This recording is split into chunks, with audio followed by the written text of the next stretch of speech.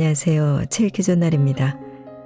법정 스님이 1994년 마음을, 세상을, 자연을 맑고 향기롭게라는 실천 덕목으로 만든 사단법인 맑고 향기롭게는 그 뜻을 함께하는 누구나 참여할 수 있는 순수 시민 모임입니다.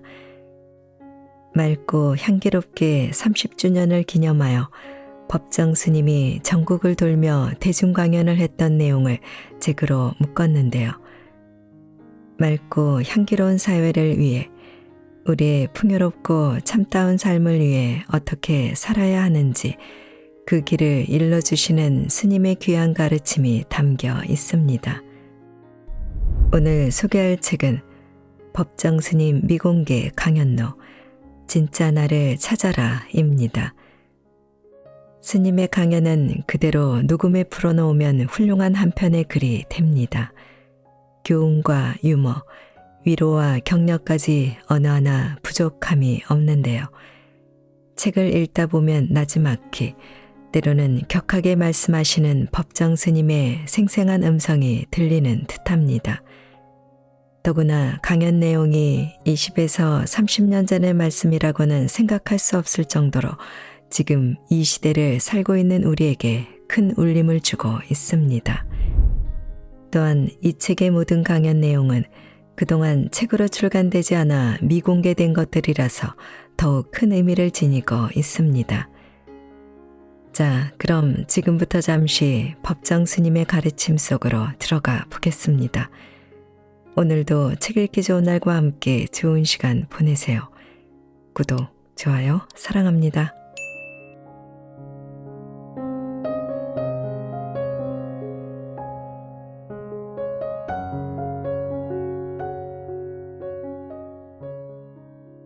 자신만의 얼굴을 만들어 가라. 1985년 장서 미상. 계절에는 얼굴이 있습니다. 봄의 얼굴은 꽃이고 여름의 얼굴은 무성이 핀 잎입니다. 가을이면 또 결실을 맺지 않습니까? 가을의 얼굴은 열매입니다. 또 세월에도 얼굴이 있습니다. 계절의 얼굴이 꽃이고 잎이고 열매라면 세월의 얼굴은 흔적이 될 수 있습니다. 흔적은 세월이 우리 삶에 남긴 시간을 상징합니다. 이 상징들은 우리의 경험이고 성취이고 또한 변화를 보여줍니다. 세월의 굴곡은 얼굴의 주름으로 나타납니다. 주름이라고 하니 늙음을 떠올리십니까? 아닙니다. 주름은 우리가 쌓은 경험을 나타내는 은유입니다. 우리가 살아온 과정을 보여주는 직유이기도 합니다. 따라서 세월의 얼굴은 우리의 삶에 대한 흔적과 변화를 상징하는 것입니다. 얼굴 없는 사람은 없습니다. 모두 다 얼굴이 있습니다. 사람의 얼굴은 하나의 풍경이라는 말이 있습니다. 한 폭의 풍경화나 다름이 없어요. 또 한 권의 책이라고 말하기도 합니다. 하지만 저마다 다른 그림이 그려져 있고 다른 내용이 적혀 있습니다. 이 그림을 그리는 사람도 나고 이 책을 쓰는 사람도 나입니다. 부끄러운 일이 생기면 우리는 얼굴을 붉힙니다. 또 창피한 일을 당했을 때도 그렇지요. 어디 쥐구멍에라도 숨고 싶은 것은 얼굴이 있기 때문입니다. 얼굴이 없다면 그럴 일이 없겠지요. 얼굴이 있기 때문에 우리는 인간 노릇을 하는 것입니다. 부끄러움은 우리가 다른 사람들과 맺은 관계 속에서 나타나는 인간적인 반성입니다. 저마다 자기 얼굴을 지니고 있기 때문에 떳떳하지 못한 일 앞에서 얼굴을 붉히고 얼굴을 높이 세울 수 없는 것입니다. 사람마다 다른 얼굴을 지니고 있다는 것은 저마다 가려진 내면 세계가 다르다는 그런 의미이기도 합니다. 기쁨에 넘칠 때에는 밝은 얼굴과 미소로 자기 속을 드러냅니다. 또 언짢을 때, 슬플 때, 외로울 때 혹은 괴로울 때는 우수에 젖은 얼굴로 자기 내면의 세계를 노출시킵니다. 가장 감추어야 할 얼굴을 만인 앞에 공개하는 것입니다. 자신의 내면을 드러낸다는 것은 굉장히 크고 위험한 모험입니다. 나는 이런 마음을 지니고 있습니다. 나는 이런 속생각을 하고 있습니다. 하는 것을 그대로 전시하는 것이기에 그렇습니다. 흔히 남자의 얼굴을 가리켜서 이력서라고 그럽니다. 이 풍진 세상을 살다 보니까 주름도 생기고 마음의 금도 그어집니다. 그게 얼굴에 고스란히 드러난다고 해서 이력서라고 표현하는 것입니다. 반면에 여자의 얼굴을 청구서라고 합니다. 남편들 쥐꼬리만 월급을 가지고 살려니 힘에 벅찹니다. 오늘은 장을 어떻게 봐야 하나, 아이 월사금은 어떻게 내야 하나, 학원비는 또 어떻게 해야 하나 걱정이 많습니다. 이 걱정을 청구할 수밖에 없습니다. 그것이 꼭 남편에게만은 아닙니다. 스스로에게 하는 청구, 안타까운 마음에 하는 청구일 수 있습니다. 이력서니 청구서니 하는 표현 속에는 우리들 얼굴에 우리들 인생의 애환이 담겨 있습니다. 요즘은 여성의 사회활동이 활발해지고 있습니다. 어머니 얼굴이 이력서가 되기도 하고 아버지의 얼굴이 청구서가 되기도 합니다. 남자의 얼굴, 여자의 얼굴이 아니라 사람의 얼굴에 시대의 용어가 새겨지는 것입니다. 모두 시대의 슬픈 얼굴입니다. 얼굴은 얼의 꼴입니다. 얼의 꼴, 자기 내면 세계의 형태입니다. 정신 세계가 모양으로 드러나는 것입니다. 그래서 사람의 얼굴이 모두 다릅니다. 만약 사람 얼굴이 무슨 양화점에서 만든 구두처럼 똑같다고 하면 굉장히 큰 혼란이 일어날 겁니다. 그렇게 되면 이마에다 일련 번호를 써붙이고 다녀야 될지도 모릅니다. 차량처럼 번호판을 붙여야겠지요. 안 그러면 누가 누군지 모를 테니까요. 하지만 다행스럽게도 저마다 얼굴이 다르기 때문에 그런 수고를 할 필요는 없습니다. 왜 이런 시답잖은 농담을 하는가 하면 사람은 저마다 나름의 특색을 지니고 있다는 것을 말씀드리기 위해서입니다. 불교의 표현을 빌리자면 저마다 각기 업이 다르기 때문에 순간순간 하루하루 쌓는 업이 다르기 때문에 서로 다른 얼굴을 그렇게 지니고 있는 것입니다. 그런 연유로 사람은 저마다 이 세상에 하나밖에 없는 얼굴이에요. 설령 일란성 쌍둥이라 해도 분명 어느 한 구석 다른 점이 있습니다. 비슷하지만 똑같을 수는 없습니다. 어딘가는 다릅니다. 사람마다 다른 업을 지니고 있기에 그렇습니다. 사람은 저마다 세상에 하나밖에 없는 얼굴을 지닌 존재입니다. 우리라는 존재가 이 지구에 불려 나온 것은 왜일까요? 자기의 특성을 실현하려고, 내보이려고, 그런 깊은 뜻이 있는 것은 아닌가 생각해 봅니다. 자기 특성을 실현하기 위해서는 어떻게 해야 할까요? 꼭 뛰어난 능력을 선보이라는 그런 의미는 아닐 겁니다. 자기 분수에 맞게, 자기 틀에 맞게 행동하라는 의미일 것입니다. 자기 자리를 잘 지키라는 것입니다. 남의 자리를 차지하려고 든다거나 남의 거죽을 흉내내려고 한다면 이도저도 아닌 얼굴이 됩니다.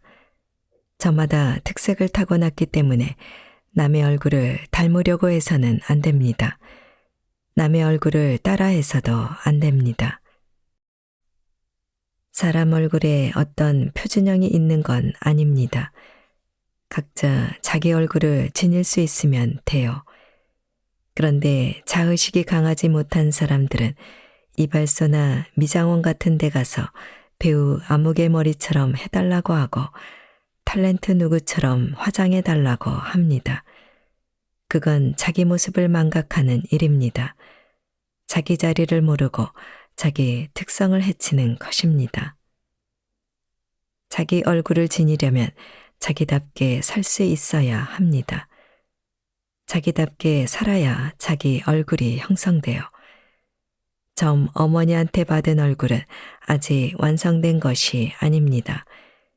비유하자면 반죽이 아직 덜 굳은 상태입니다. 이 반죽을 빚고 다듬어 아름다운 형상을 갖추는 것은 나의 몫입니다. 여기서 제가 아름다움이라고 했다 해서 이를 미치로 이해할 분은 안 계시겠습니다만 굳이 강조의 말씀을 드리자면 제가 말하는 아름다움은 자기 다움입니다. 세상을 살아가면서 스스로 자기 얼굴을 자기가 형성하는 겁니다. 자기답게 살아야 자기다운 얼굴을 갖출 수 있는 것이지 자기답게 살지 못하고 남을 닮으려고 하면 자기 얼굴을 가질 수가 없는 겁니다. 자기 얼굴은 그 누구도 아닌 자기 자신이 만드는 겁니다. 그 얼굴이 소중한 것입니다. 꽤 오래전에 사랑을 하면은 예뻐져요. 이런 노래가 유행한 적이 있습니다. 봉봉 사중창단이 불렀나 그래요. 그때는 유행가라고 흘러가는 노래라고 여겼는데 이제와 곰곰 생각해보니 아주 진리의 말씀입니다. 사랑을 한다는 것은 자기가 지니고 있는 것 중에서 가장 지극하고 가장 착하고 가장 아름답고 가장 덕스러운 것을 내뿜는 것입니다. 그러니 정신의 꼴이 얼의 꼴이 아름다워지지 않을 수 없습니다. 불교 경전 인과경에도 법당 청소를 하면 내 생에 아름다운 얼굴을 받는다 이런 구절이 있습니다. 청소를 하는데 어떻게 아름다운 얼굴을 받는다는 것일까요? 청소를 한다는 것은 단지 먼지나 때를 닦아내는 것이 아닙니다. 마음을 닦는 일입니다. 내 마음에 있는 조그마한 티 하나도 용납하지 않으려는 것입니다.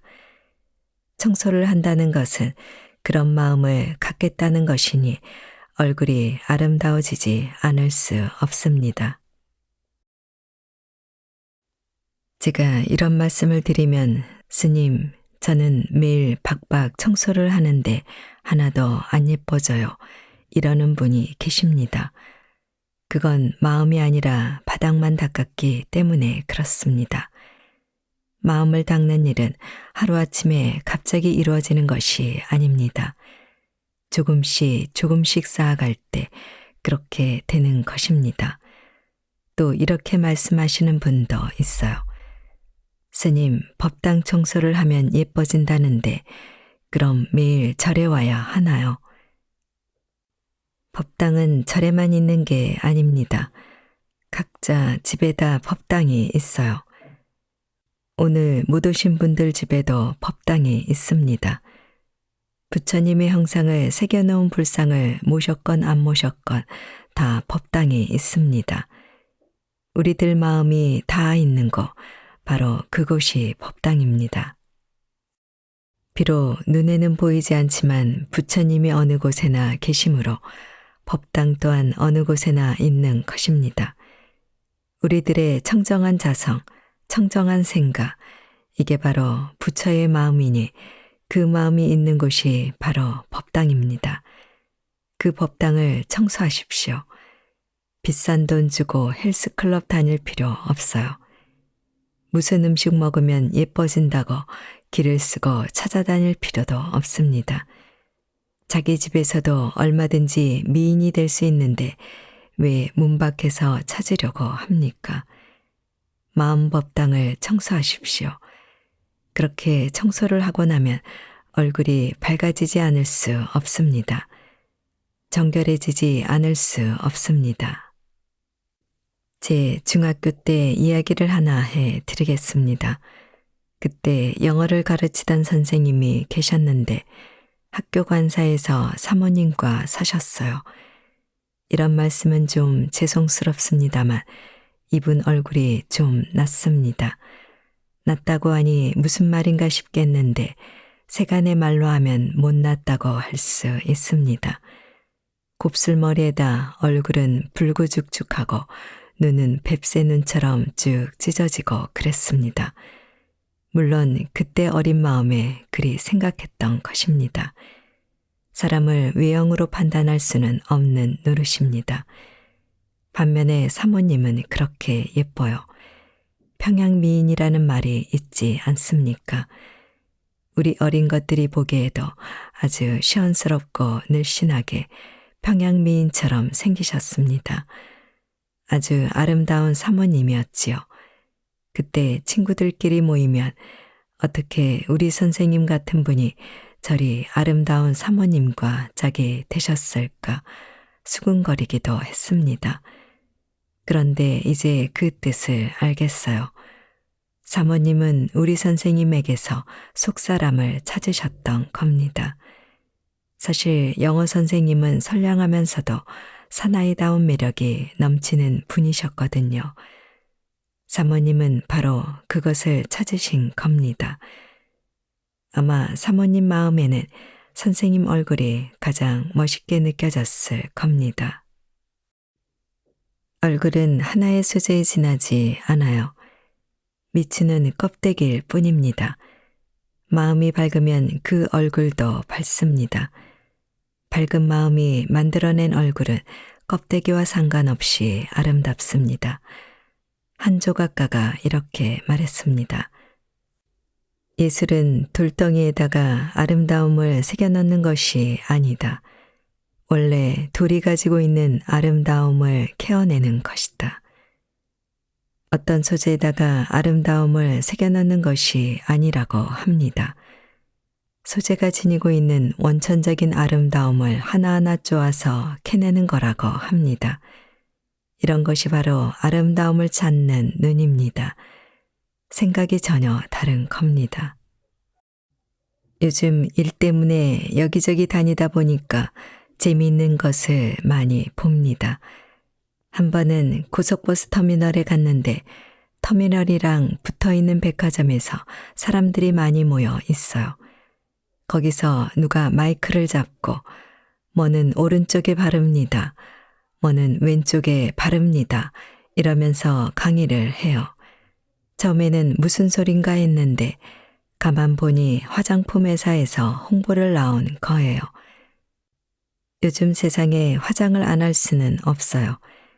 하지만 화장은 여자의 자존심이라느니 화장을 하지 않으면 실례라느니 하는 말에는 동의할 수 없습니다.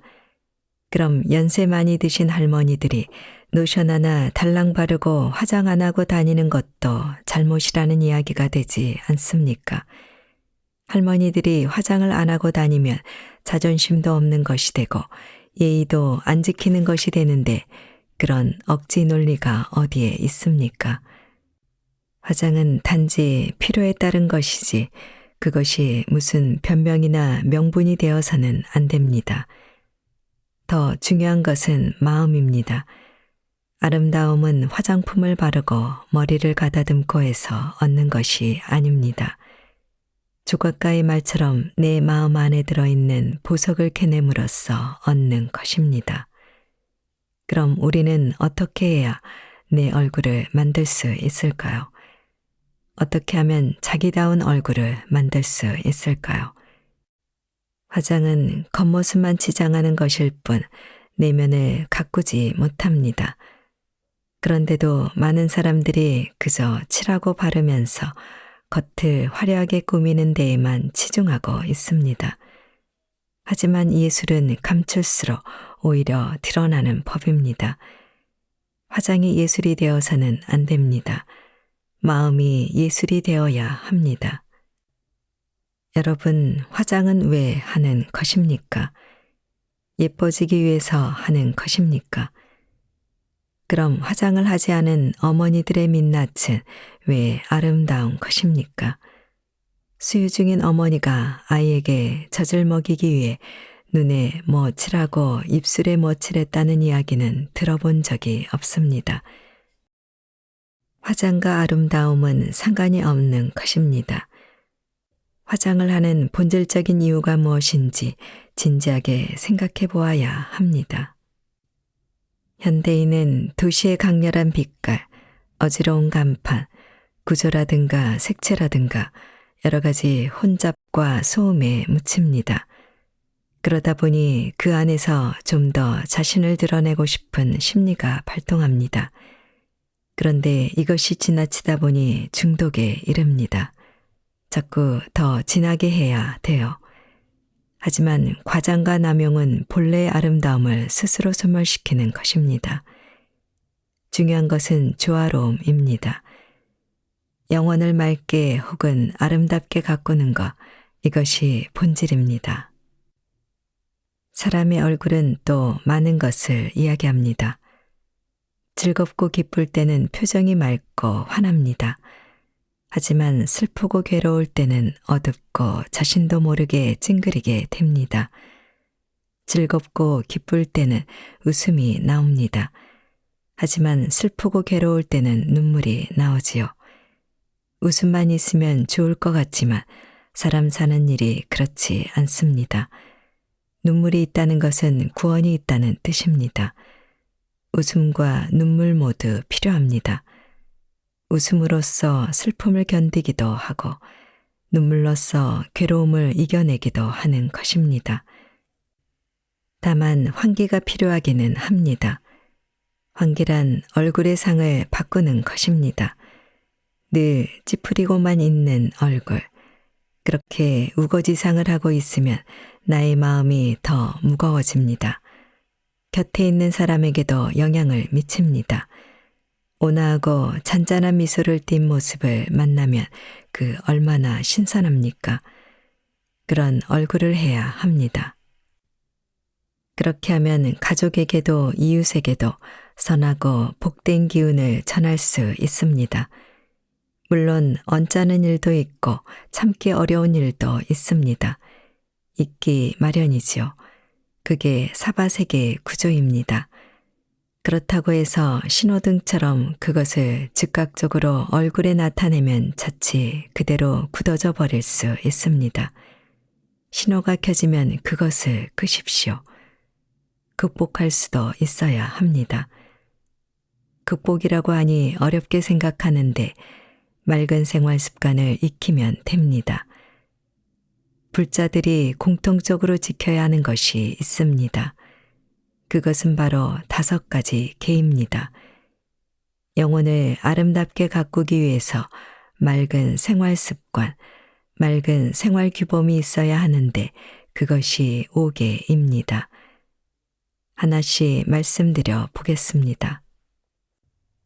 첫째는 사람 목숨을 해치지 않겠다는 것.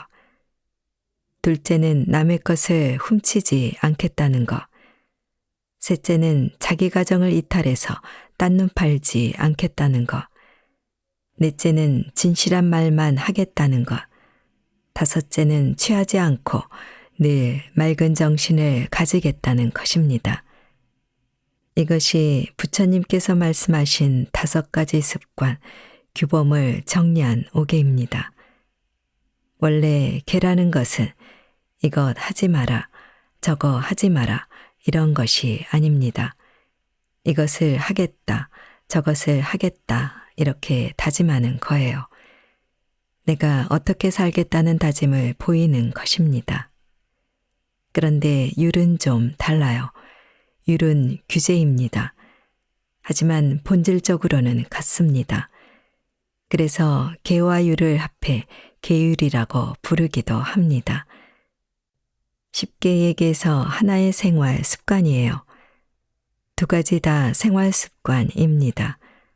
몸에 익혀 실천하는 것입니다. 천수경에 도량청정무화에 삼보청룡 강차지라는 구절이 있습니다.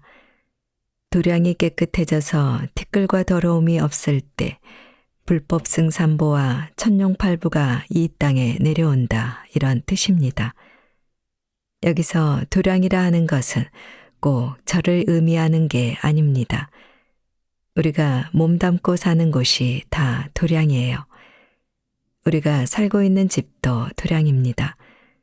아파트가 됐든 빌라가 됐든 다 도량이에요. 이곳을 깨끗하게 더러움이 없게 하면, 즉 내 영혼을 정결하게 하면 진리가 법이 부처님이 내려온다는 것입니다. 우리는 종종 집을 치우지 않을 때가 많지요. 그냥 막 잔뜩 늘어놓고 살기도 합니다. 그것은 나의 혼란스러운 정신 상태를 나타내는 것입니다. 나의 혼란스러움이 적나라하게 드러나는 거예요. 그러지 마세요. 그때그때 정리정돈을 하세요. 부모가 그렇게 하면 자녀들도 따라서 배웁니다. 저는 가진 게 없으니 그다지 정리할 게 없습니다만 그래도 길을 나서기 전에 꼭 휴지통을 비웁니다. 이틀이 됐든 사흘이 됐든 기거하는 곳에서 나올 때는 꼭 휴지통을 비워요. 아궁이에 넣고 태워버립니다. 거기에 무슨 크고 거창한 비밀이 있어서 그런 것이 아닙니다. 대부분 종이 쪼가리입니다. 끄적거리다 망글 같은 겁니다. 간혹 쓰다만 편지 같은 것도 있습니다. 보통 사람들 같으면 두었다가 나중에 다시 이어쓰겠지만 나는 일단 태웁니다. 불에 태워 버려요. 왜냐하면 내가 집을 나섰다가 다시 돌아가지 못했을 때 남은 물건들이 내 추앙꼴을 드러낼까 싶어 그래요. 내 추앙꼴을 보이기 싫으니까. 그래서 그때그때 정리를 해 버려요.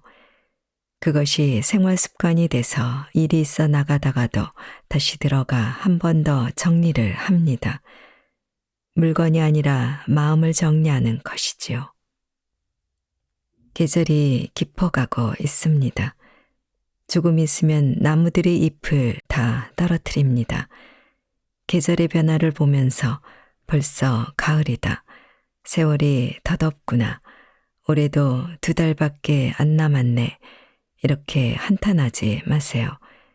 계절이 우리에게 주는 의미가 무엇인지 생각해 보세요.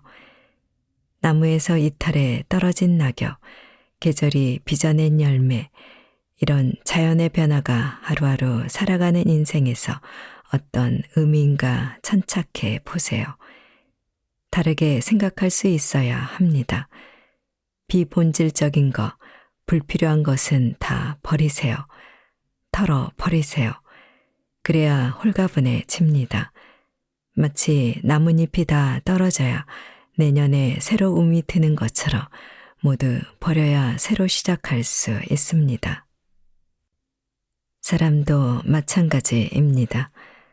가졌던 어떤 생각, 불필요한 소유물을 계절의 변화가 있을 때마다 정리할 수 있어야 돼요. 그래야 사람이 새로워져요. 그래야 내 주위로 맑은 바람이 붑니다. 그렇게 하지 않으면 고정적인 틀에서 관습적인 늪에서 벗어날 수가 없어요. 도배를 하거나 이사를 하려고 짐을 챙기다 보면 생각지도 못한 물건들이 많이 나오지 않습니까? 주인은 생각합니다.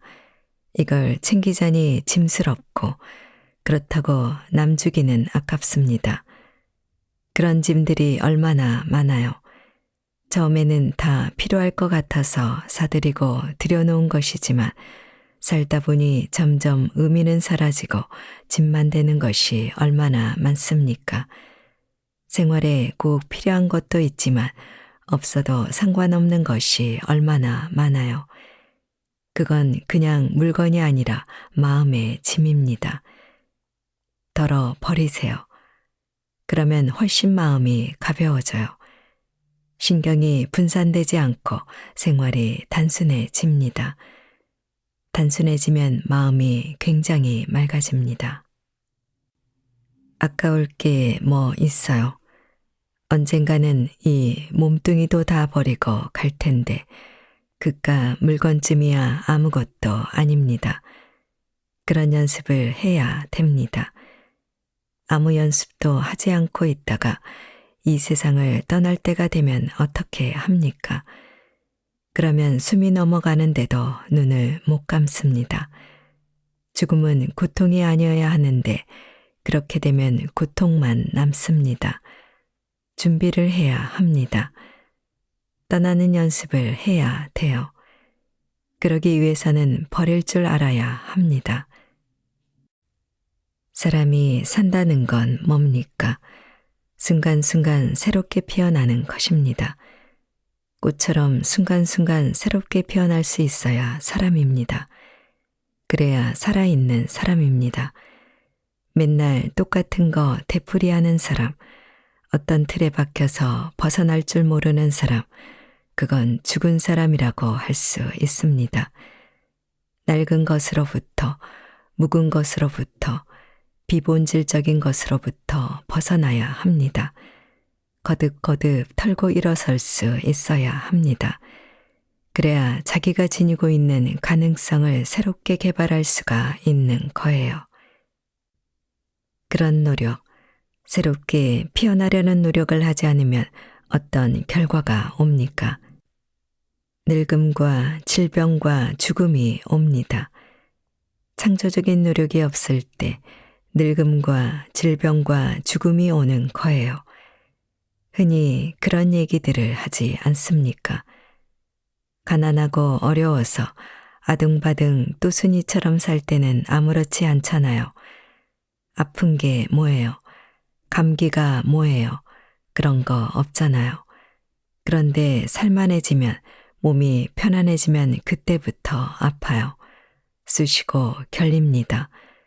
그래서 순간순간 깨어나라고 하는 겁니다.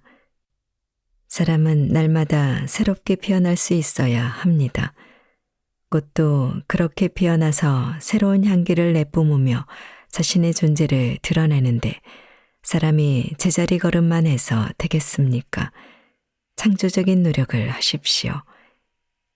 흑인 노예 해방을 선언한 링컨 대통령을 다들 잘 아실 겁니다.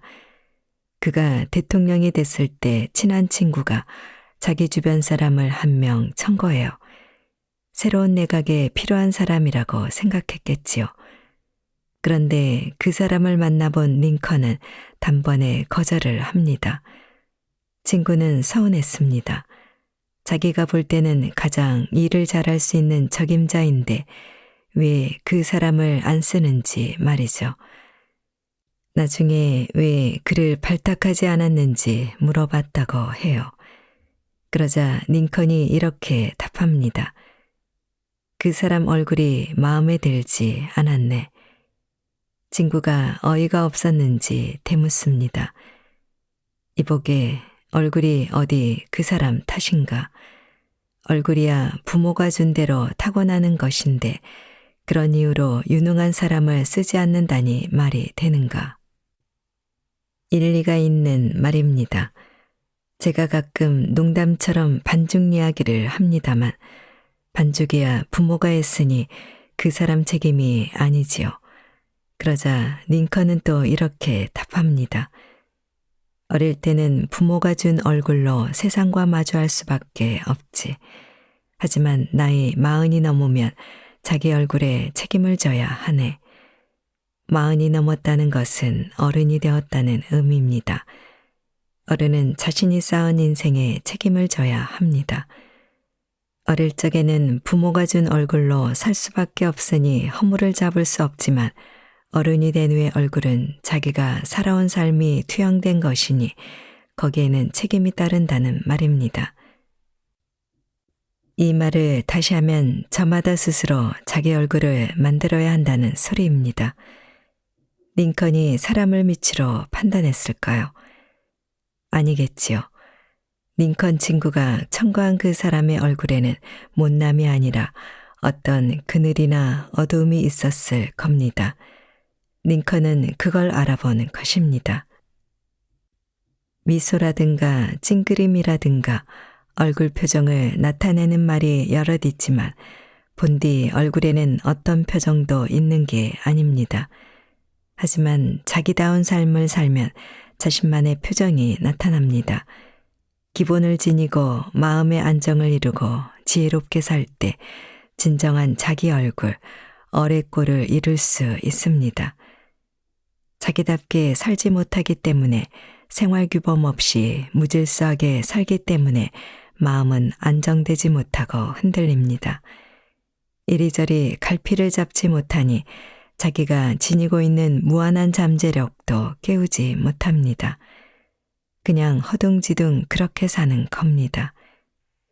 우리는 종종 외모나 외적인 특징에만 집중하여 사람을 판단하고 평가하기도 합니다. 하지만 진정한 아름다움은 내면에서 비롯되는 것입니다. 너그러움과 선량함이 그런 것들입니다. 그리고 지혜로움이 내면에서 발산되어 밝아질 때 아름다운 얼굴이 됩니다. 앞에서 얼굴은 이력서라는 말씀을 드렸습니다. 자기 얼굴은 자기가 만들어 가야 하고 동시에 자기 얼굴에 대한 책임도 자기가 져야 합니다. 아름다운 얼굴이니 선량한 얼굴이니 하는 기준이 있는 것이 아닙니다. 미취에 사로잡히지 마세요. 광대뼈가 튀어나왔다고 해서 허물이 될 것 하나 없습니다. 얼굴에 기미가 끼었다고 해서 흉이 되지도 않습니다. 자기다운 생활에서 자기다운 얼굴을 지닐 수 있으면 되는 겁니다. 그것이 좋은 얼굴입니다. 굳은 표정을 한 얼굴은 좋은 얼굴이 아닙니다. 찡그리고 있는 얼굴도 좋은 얼굴이 아닙니다. 항상 온화한 미소를 머금고 있는 얼굴, 활짝 웃고 있는 얼굴이 좋은 얼굴입니다. 다친 얼굴도 좋은 얼굴이 아닙니다. 세상을 향해 활짝 열린 얼굴이 좋은 얼굴입니다. 열린 얼굴은 짙은 화장으로 이루어지지 않습니다. 짙은 화장으로 자신의 본 모습을 감추지 마세요. 탐욕을 버린 얼굴, 너그럽고 덕스러운 얼굴이 되도록 하세요. 그렇게 할 때 진정 아름다운 그리고 자신만의 얼굴을 가질 수 있습니다. 또 지혜로 빛나는 얼굴이어야 합니다. 지혜는 어려운 일을 겪는 사람들을 도울 수 있습니다. 지혜는 다른 이들을 평온하게 할 수 있는 힘이 있습니다. 우리가 명심해야 할 것은 외모가 아니라 마음가짐과 행동입니다. 얼굴은 마음의 창입니다. 선량함과 너그러움을 지닌 얼굴은 주위 사람들에게 영감과 안정감을 줄 뿐만 아니라 모두 함께 아름다움을 발산할 수 있도록 합니다. 온화한 미소를 머금고 있는 얼굴, 세상을 향해 활짝 열린 얼굴, 탐욕을 버린 얼굴, 너그럽고 덕스러운 얼굴, 지혜로 빛나는 얼굴, 이러한 얼굴들이 진정 아름다운 내면입니다. 그래서 얼굴 하나만으로도 사람의 성품과 내적인 세계를 엿볼 수 있습니다. 그렇게 아름다운 얼굴은 그 사람의 선량한 마음가짐과 지혜로움 그리고 인내와 이해심을 모두 나타냅니다. 우리는 언제나 내면의 아름다움을 키우고 발전시키는 데 주력해야 합니다. 외면의 아름다움은 시간이 지나면 사라질 수 있지만 내면의 아름다움은 영원히 변하지 않습니다. 너그러움과 선량함을 지니고 지혜롭게 삶을 살아가는 것이 진정한 아름다움을 향한 길이라는 것을 기억해야 합니다. 여러분 모두가 자기다운 모습을 지니고 자기 인생을 거듭거듭 새롭게 꽃피울 수 있기를 바랍니다. 진정한 고독에 이르는 길 1981년 9월 29일 춘천 성심여자대학교 우주의 질서를 생각해 보신 적이 있습니까? 우주의 질서는 무엇일까요? 나는 변화라고 생각합니다. 이 세상 모든 것은 변한다. 이것이 우주의 근본 질서입니다. 불교에서는 이를 재행무상이라고 합니다. 우주의 사물은 늘 변하여 한 모양으로 머물러 있지 아니함을 뜻하는 말입니다. 오늘날처럼 사람의 가치가 추락한 때가 있었는지 생각해 보곤 합니다. 사람이라는 존재가 처한 위기 앞에서 우리가 할 수 있는 일은 사람답게 변모하는 것입니다. 사람답게 변모한다는 것은 사람답게 살아야 한다는 말과 같습니다. 자기 변혁을 통해 거듭거듭 스스로를 재구성해야 합니다. 첫째, 자기 존재에 대한 자각이 있어야 합니다. 자기 존재를 자각하려면 고독의 의미를 알아야 합니다. 흔히 고립과 고독을 혼동하기도 합니다만 고립이 아니라 고독의 의미를 알아야 합니다. 사람은 저마다 특성과 재능을 지니고 있습니다. 그걸 깨우려면 자신을 엄격하고 철저하게 응시할 필요가 있습니다. 자신만의 깊은 고독에 빠져보아야 합니다. 현대인들은 진정한 고독의 의미를 모릅니다. 서로 닮으려고만 합니다. 사각형 아파트처럼 모두들 같아지려고만 합니다. 슈퍼마켓에서 똑같은 그릇에 담긴 똑같은 식품을 사서 먹습니다. 비슷한 가구로 집을 꾸미고 자신의 개성과는 아무 상관없는 공간에서 똑같은 옷을 입고 똑같은 방식으로 살아갑니다. 대중매체에 쇠뇌당하고 획일화된 교육에 지배를 받고 있습니다. 여행을 떠나 만난 고속도로 휴게소들도 모두 똑같고 심지어 자유로워야 할 시장마저도 모두 똑같아지고 있습니다. 개성과 특성의 뜰이 시들어가고 있습니다. 왜일까요? 현대인들에게는 자신만의 언어가 없기 때문입니다. 자신만의 사유가 없기 때문입니다. 유명한 사람이 한 말이라고 하면 그 말의 의미도 모른 채 가져다 씁니다. 그것이 마치 자신의 정신세계를 깊게 해주는 것처럼 믿지만 실상은 머리가 빈 속물이 되어가는 것입니다. 이 역시도 진정한 고독을 알지 못하기 때문입니다. 진정한 고독은 우리 영혼 한가운데에 있는 심연 같은 것입니다. 고독의 깊이를 깨달으려면 홀로 있는 시간이 필요합니다. 우리는 너무 많은 것에 의존합니다. 그래서 모두 똑같은 건물에서 똑같은 음식을 먹으며 똑같은 사고방식에 적고 마는 것입니다. 마음을 열고 자신만의 시간을 보내 보십시오. 홀로 있어 보십시오.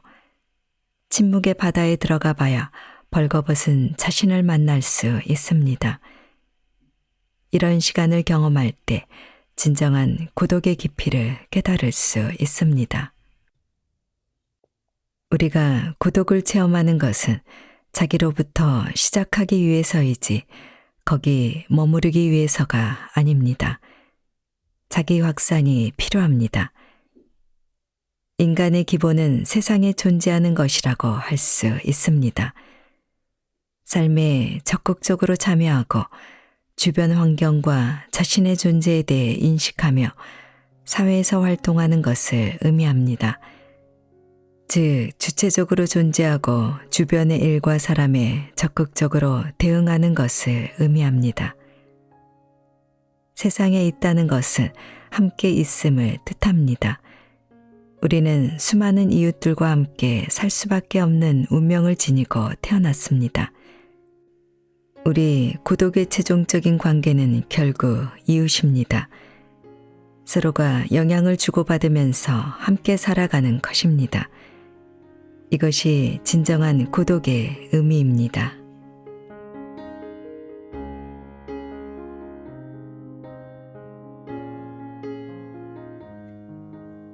책 읽기 좋은 날 오늘은 여기까지입니다.